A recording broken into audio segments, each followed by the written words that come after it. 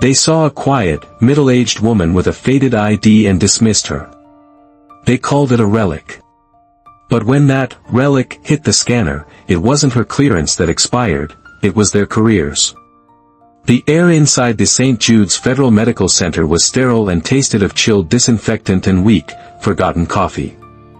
It was an atmosphere designed for quiet compliance, a place of hushed footsteps on polished gray terrazzo floors and the low, incessant hum of industrial air conditioning. Sunlight struggled through the tall, tinted windows, landing in pale, indifferent rectangles on the far wall, doing nothing to warm the building's cold, institutional heart. Everything was shades of gray and beige, the colors of bureaucracy. Allie Thorne stood in the center of the cavernous lobby, a solitary figure of quiet purpose. At 45, her face was a map of experiences she never spoke of, etched with fine lines around her eyes that suggested a lifetime of intense focus rather than laughter. Her deep brown hair was pulled back from her face and twisted into a tight, severe bun at the nape of her neck, a style that was less about fashion and more about uncompromising efficiency. She wore a faded olive green corduroy jacket over a simple black t-shirt and dark, functional jeans. Her boots were scuffed but sturdy, built for durability, not for show. She carried no purse, only a thin, worn leather folio held securely in one hand. She moved toward the main security checkpoint with a deliberate, measured gait. There was a subtle stiffness in her left leg, a ghost of an old injury that she'd long since learned to master, a slight hesitation in her stride that only a trained eye would notice. To the casual observer, she was just another anonymous woman navigating the cold labyrinth of a government building. This, she knew, was a form of camouflage she had perfected over decades. Anonymity was armor. 2 uniformed security specialists were stationed at the check-in desk, leaning against the counter in a posture of profound boredom. The older of the two, Specialist Evans, had a toothpick dancing in the corner of his mouth and an air of smug authority that came from having a little bit of power in a very small pond. The other, a much younger man named Private Miller, was idly scrolling through his phone, his thumb flicking across the screen with practiced speed. They both looked up as Allie approached, their expressions shifting from boredom to mild, condescending amusement. "Morning, ma'am," Evans said, his voice laced with a patronizing drawl. He didn't stand up straight. His eyes flicked over her simple attire, a small smirk playing on his lips. "Appointment?" Allie didn't answer immediately. She simply placed her leather folio on the counter and from it, produced a single, strange-looking ID card. It wasn't the standard government-issue plastic. It was a semi-rigid card, constructed from a strange, off-white polymer interwoven with a mesh of metallic threads that seemed to absorb the light. It felt heavier than it looked. The photograph was of a much younger Allie, her face hard and unforgiving, her eyes like chips of flint. There was no visible chip, no magnetic strip, only a series of complex geometric patterns etched into its surface. She slid it across the counter. Evans picked it up, his smirk widening into a grin.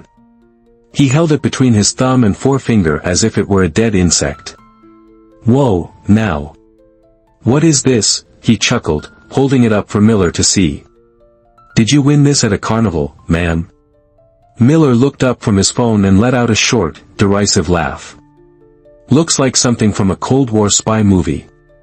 You sure this thing isn't a prop?" Allie remained silent, her gaze steady, her hands resting calmly on the edge of the counter. Her expression was placid, almost serene. Inside, however, she was cataloging everything: the way Evans's badge was slightly crooked, the scuff mark on Miller's left boot, the faint tremor of the building from the HVAC system, the precise angle of the security camera above their heads. Patience was a weapon, and she was a grandmaster in its use. She had waited out men far more dangerous than these 2 boys playing soldier. Seriously, though, Evans continued, enjoying his audience of one.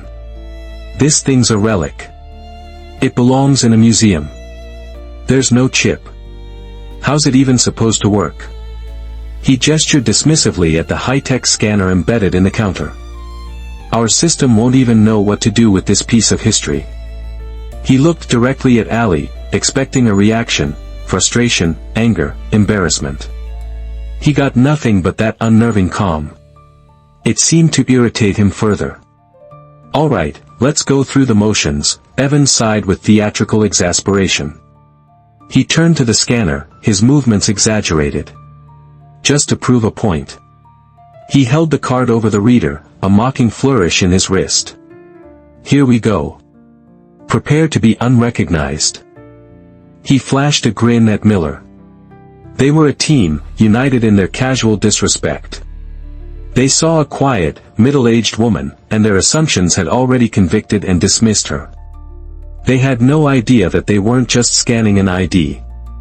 They were pulling a pin from a grenade that had been dormant for 20 years.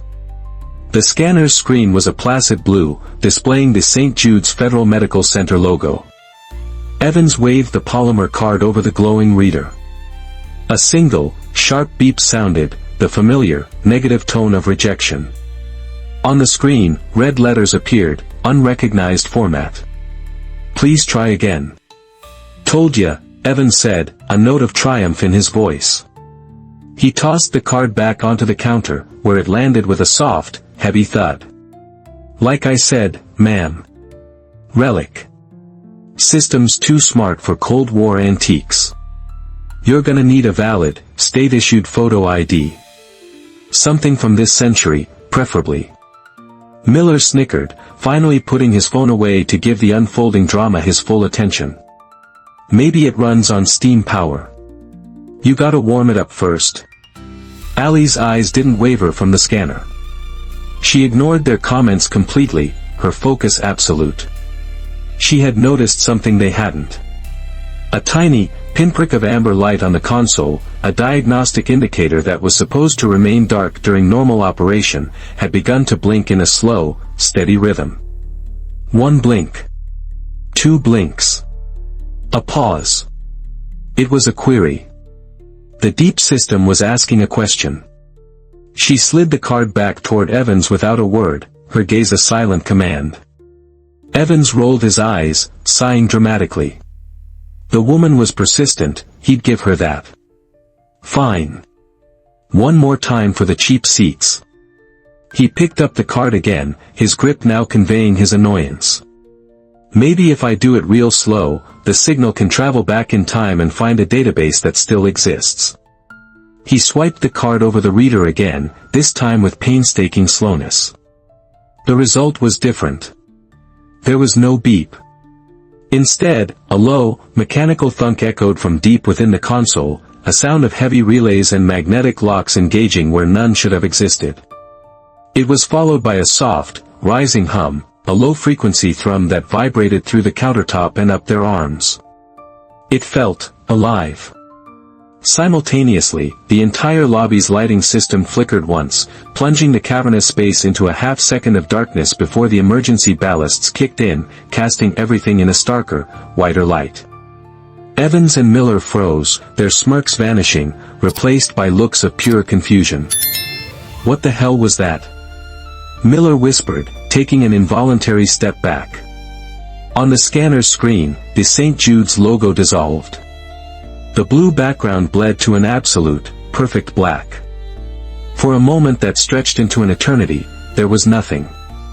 Then, in the center of the void, a new image began to construct itself. Lines of cobalt blue code, impossibly fast, streamed into place, forming the stark outline of a perfect hexagon. Inside the hexagon, a shape materialized from shimmering silver light, an abstract, stylized phoenix, its wings slightly spread, its head held high. The image wasn't static, it was dynamic. The phoenix's wings seemed to beat with a slow, hypnotic rhythm, sending faint ripples of silver light across the black screen. The entire emblem pulsed with a soft, internal energy. Beneath it, a single line of text burned itself into existence in stark, white capital letters. Protocol Chimera, Obsidian Level. The low hum intensified, and the terminal emitted two sharp, percussive clicks. The entire user interface locked. The keyboard went dark. The mouse cursor vanished. Evans's fingers, which had been hovering over the keyboard, recoiled as if he'd been shocked. He stared at the screen, his mouth slightly agape. The toothpick he'd been chewing on fell from his lips and clattered silently onto the floor. Miller's face had gone pale, his eyes wide with a mixture of fear and disbelief. The air of smug superiority had evaporated, replaced by the chilling realization that they had triggered something far beyond their understanding. Allie finally looked up, her calm, gray eyes meeting theirs. The silence in the lobby was now absolute, thick and heavy. When she spoke, her voice was quiet, yet it cut through the tension like a razor. It appears the system recognized it after all. The glowing phoenix on the black screen continued its slow, rhythmic pulse. It was the only source of light at the security console, casting the shocked faces of Evans and Miller in an eerie, shifting blue and silver glow. For a full 10 seconds, the world seemed to hold its breath. Then all hell broke loose. A klaxon alarm, a harsh, grating whoop whoop whoop unlike the standard fire alarm, began to blare from speakers embedded in the ceiling. It was a sound no one in the lobby had ever heard before, a sound that bypassed the nervous system and went straight to primal fear. Simultaneously, heavy steel shutters slammed down over the main entrance and all ground floor windows with a series of deafening, concussive bangs, plunging the lobby into the artificial twilight of the emergency lighting. Down every corridor leading from the main hall, magnetic locks engaged with loud, metallic clangs, sealing off the wings of the medical center. A group of nurses near a coffee station screamed. A doctor dropped a patient chart, its pages scattering across the floor like fallen leaves. Everyone was frozen, staring at the security desk, at the quiet woman who stood at the epicenter of the sudden, terrifying chaos. From a side office marked Security Operations, Sergeant Delaney burst into the lobby, a half-eaten donut in one hand and a styrofoam cup of coffee in the other. He was a man in his late 40s, his uniform immaculate, his face a permanent mask of procedural disapproval. He lived by the book, and this was not in the book. He took in the scene, the blaring alarms, the locked-down lobby, the two pale-faced specialists at the console, and his expression hardened. "What in God's name is going on?" he barked, his voice accustomed to instant obedience. He strode toward the desk, coffee sloshing over the rim of his cup. "Evans. Miller. Report." Evans, his face ashen, could only point a trembling finger at the screen. "Sir, her ID, we scanned it and, this just happened." Delaney pushed past him, peering at the console. He saw the strange, pulsing emblem. He saw the words Protocol Chimera, Obsidian Level. The phrases meant nothing to him, but the system's response was unmistakable. This was a full-scale, base-wide security event. He reached for the keyboard, intending to initiate a manual override. His fingers hit dead plastic. "The terminal is locked, sir," Miller stammered, his voice cracking. "We can't do anything." A voice, sharp and laced with static, erupted from the radio on Delaney's shoulder. "All stations, this is command. We have an uninitiated Level 1 lockdown in effect. Source is Checkpoint Alpha.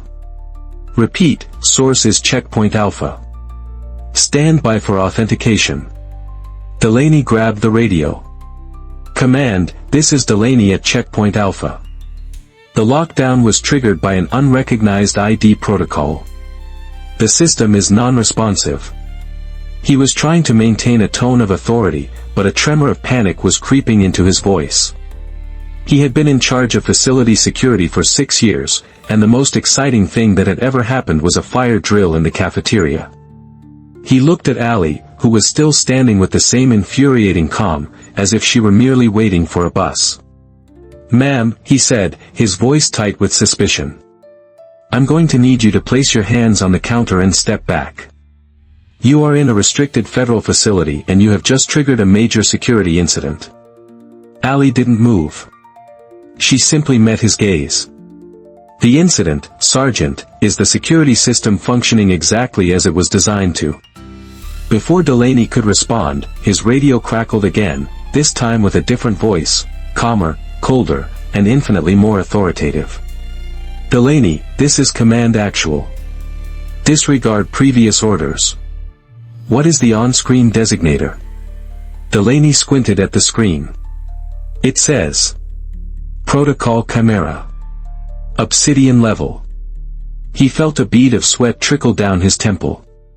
There was a pause on the other end of the line, a silence so profound that Delaney could hear the faint hum of a server farm in the background. When the voice returned, all traces of calm were gone, replaced by a raw, naked urgency. Dear God. Sergeant, listen to me very carefully. Do not, under any circumstances, touch the individual. Do not speak to her unless spoken to. Secure the immediate area, but do not approach. Acknowledge. Delaney's procedural world was crumbling around him. Acknowledge, he repeated, his mind struggling to process the order. He was being told to stand down in the middle of his own security lockdown. He stared at Allie Thorne, and for the first time, he felt a genuine spike of fear. This wasn't a malfunction. This wasn't a prank. This was something else entirely. And he was catastrophically out of his depth. Sergeant Delaney's mind raced, trying to fit the incomprehensible command into the rigid framework of his regulations. Do not approach. Do not touch. It was the opposite of every procedure he had ever learned. His entire career was built on establishing control in chaotic situations, and now an anonymous voice from command was ordering him to be passive. He looked from the pulsing emblem on the screen to the calm woman before him, and the equation of the room began to shift in his head. She wasn't the problem. She was the reason for the problem. The two were not the same. A new message suddenly flashed on the locked terminal screen, overriding the emblem for a moment with text that was a chilling, clinical white against the black background. Authentication confirmed. Designate, Echo 0. Engaging Courtesy Protocol 7. Stand by for liaison team. The words hung in the air, glowing in the dim light. Delaney stared at them, his mouth dry. Courtesy Protocol. He'd never even heard of such a thing.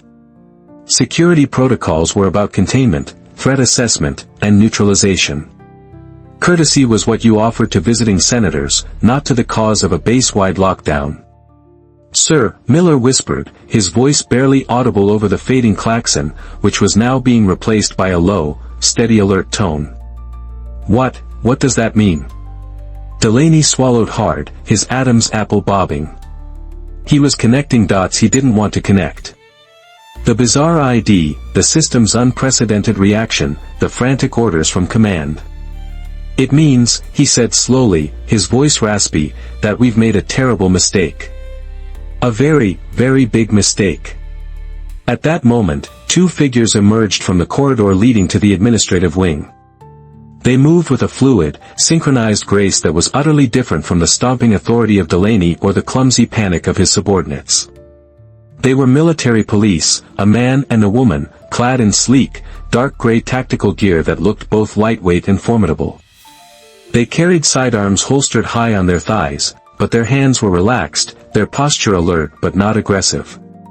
Their eyes swept the lobby once, professionally assessing the scene, dismissing the terrified civilians and the frozen staff. Their gaze locked onto Allie, and then onto the emblem on the screen behind her. A flicker of something passed between them, not surprise, but recognition. A profound, almost reverent understanding. The male MP stepped forward, stopping a respectful 10 feet away from Allie. He was not looking at her as a threat. He was looking at her as one would look at a natural disaster or a visiting head of state, with a mixture of awe and extreme caution. "Ma'am," he said, his voice calm and clear, carrying easily through the tense lobby. "I am Sergeant Graham. We're the designated liaison team. We're here to escort you to a secure command suite while we process the verification." It was not an order. It was not a request.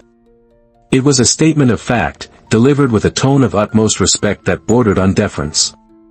The power in the room had not just shifted, it had inverted, collapsing in on itself and reforming around the quiet woman in the corduroy jacket. Allie gave a single, almost imperceptible nod of assent. As she moved to walk with them, the two MPs fell into formation around her. They didn't touch her arm or try to guide her. They flanked her, one on each side, a step behind, forming an honor guard, not a prisoner escort. They walked past the security desk. Evans flattened himself against the wall, his face a mask of pure terror, as if her proximity might be radioactive. Miller just stared, his young face a canvas of dawning comprehension and regret. He had mocked this woman. He had called her ID a joke. He now understood that the joke was on him, and the punchline was going to be brutal. Delaney watched the small procession disappear down the hall, Allie's calm stride flanked by the two silent, formidable MPs. The authority had drained from his body, leaving him feeling weak and hollow. He leaned on the counter, his knuckles white. The secure, predictable world he had inhabited 30 minutes ago had been shattered, and he knew, with a certainty that chilled him to the bone, that his career might very well have been shattered with it. The administrative wing was on the third floor, a normally placid realm of paperwork and quiet phone calls. Now, it was a hive of controlled panic. Senior staff members huddled in tense knots, speaking in hushed, urgent tones. Everyone was trying to look busy while simultaneously stealing glances toward the glass-walled conference room at the end of the hall. Inside, Allie Thorne sat alone at a long, polished mahogany table. She hadn't been searched or questioned. A bottle of water had been placed before her, which she hadn't touched. The liaison team stood guard outside the open door, their expressions unreadable. On a large monitor inside the room, the cobalt blue phoenix continued its silent, hypnotic dance. No one knew how to turn it off, and it was becoming clear that no one dared to try. The silence was broken by the sharp, rhythmic clicking of boots on the terrazzo floor. The sound was so full of purpose and authority that the nervous chatter in the hallway instantly ceased. People straightened up, fumbled with their papers, and tried to melt into the walls. Colonel Eva Rostova did not so much enter the hallway as conquer it. She was a tall, formidable woman with sharp features, iron-gray hair cropped to a severe, regulation length, and a thin, white scar that ran from her left temple to her jawline, a permanent reminder of a conflict far from these sterile corridors. Her uniform was perfectly pressed, her silver oak leaf insignia glinting under the fluorescent lights. She moved with a predatory grace, her cold blue eyes sweeping over the assembled staff, taking in their fear and confusion with visible disdain. "Who," she began, her voice not loud but carrying an unmistakable edge of tempered steel, "triggered protocol Chimera and why was I not notified within 5 seconds of system activation?" A terrified civilian administrator stammered something about a system glitch. Rostova cut him off with a single, sharp glare that could have frozen lava. Her eyes found Sergeant Delaney, who was standing near the back, looking like a man awaiting his own execution. Her gaze then shifted to the conference room. She saw Allie, and for a fleeting instant, the iron mask of her expression softened into something that looked almost like weary recognition. She strode directly into the room and stopped before the table. "Allie," she said, the name a quiet acknowledgement. "Eva," Allie replied, her voice just as quiet.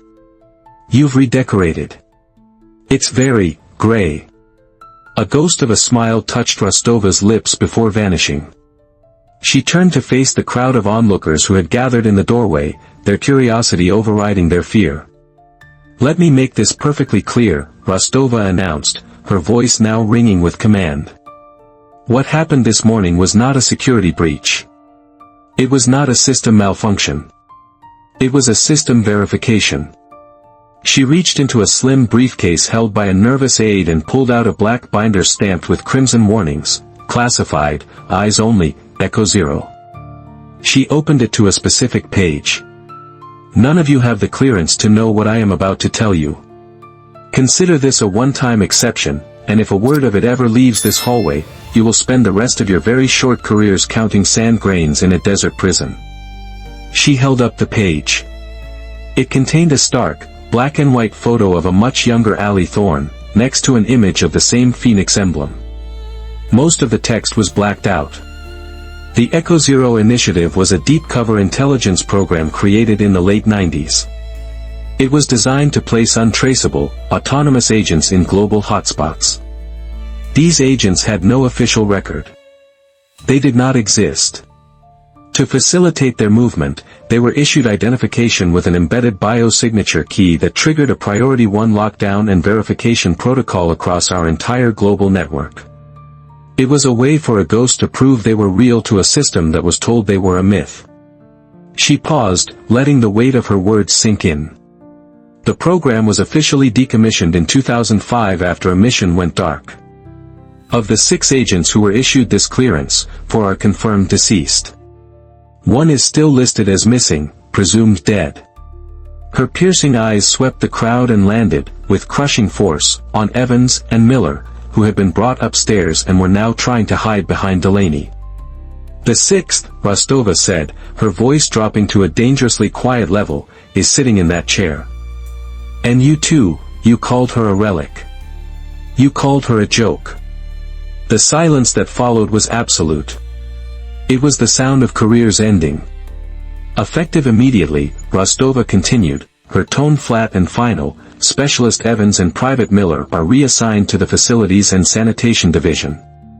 You will report to the custodial supervisor at 0500 tomorrow for remedial training in humility and professional respect. You will learn the value of every person who walks through that door, starting from the ground up. Dismissed. She snapped the binder shut. The sound was like a gunshot. She gestured to Allie. Walk with me, Thorne. The hallway parted before them like the Red Sea. Staff members averted their gaze, suddenly fascinated by their shoes or the texture of the wall paint. The air, thick with tension just moments before, now felt thin and brittle, the aftermath of a lightning strike. Allie rose with that same unhurried grace she'd shown all morning and fell into step beside the colonel. They walked in a comfortable silence, their footsteps echoing in the now empty corridor. It was the easy silence of 2 people who had shared experiences that language was too clumsy to describe. We kept the protocol active, Rostova said finally, her voice low, meant only for Allie. There were arguments. The bureaucracy wanted all back doors sealed. Said it was a security risk.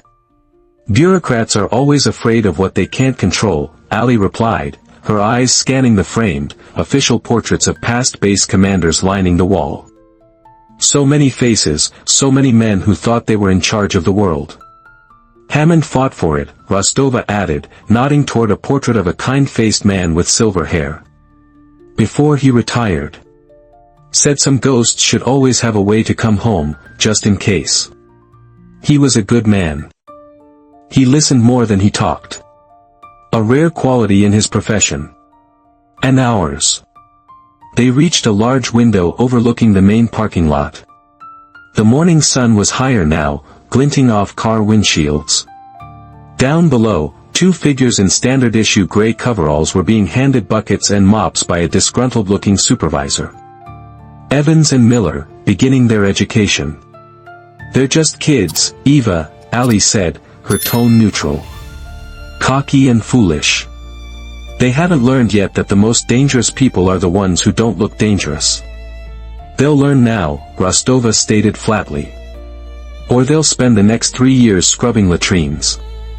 Some lessons are best taught with bleach and a stiff brush. Are you here to stay, Allie? Or is this just a visit? Allie watched a bird land on the railing of the window. Just passing through. I needed access to the archives. The physical ones. There's a loose end from the Damascus file I need to tie up. Rostova nodded, understanding immediately. The Damascus file wasn't in any digital system. It existed only on paper, in a sub-basement vault that required an Echo Zero clearance to even appear on a building schematic. It's waiting for you. Level 6. I'll clear the floor. Thank you, Eva. You know where to find me if you need more than just a file. It was an offer, open-ended and solid as steel. Allie finally turned from the window, a faint, sad smile on her lips. The world has enough noise. I prefer the quiet. Rostova escorted her to a private side exit, bypassing the still recovering lobby. There was no formal farewell, just a shared nod of understanding. "Take care of yourself, Thorne," Rostova said, holding the door open. "Always do," Allie replied, stepping out into the bright, warm air. The heat was rising from the asphalt, but it felt clean after the chilled, recycled air of the building. Her nondescript pickup truck started with a familiar, rumbling turn of the key. As she drove toward the main gate, she passed the loading dock. She saw them. Evans was scrubbing angrily at a grease stain on the concrete, his movements jerky and resentful. Miller, however, was just leaning on his mop, watching her truck approach. As she drove by, their eyes met for a brief second through the windshield. Miller's expression was a mixture of shame, awe, and profound regret. He slowly, hesitantly, raised his hand in a small, apologetic wave. Allie didn't slow down, but she gave a single, slight nod in return. It was an acknowledgement. A lesson given, and perhaps, a lesson received. Then she was past the gate, accelerating onto the access road that led back to the highway, back to the quiet life she had built for herself. Behind her, the St. Jude's Federal Medical Center would return to its routine, but it would be different. A story would become a legend, whispered in break rooms and training sessions, a cautionary tale about a quiet woman and a mysterious ID. A reminder that respect isn't something you grant based on appearance, it's something you give freely, until someone proves they are unworthy of it. Because you never, ever know who you're talking to. Have you ever witnessed a moment where someone was completely underestimated, only to reveal a hidden strength that left everyone speechless? What do you think was going through Miller's head when he waved at Allie? Share your thoughts in the comments, and please, let's ensure we all comment with respect for each other's perspectives. If this story reminded you that true strength is often quiet and that dignity is earned through character, not appearance, hit that like button and subscribe for more stories that uncover the extraordinary in the ordinary. And if you know someone whose quiet service deserves recognition, share this video. Because the most powerful people are often the ones you'd never suspect.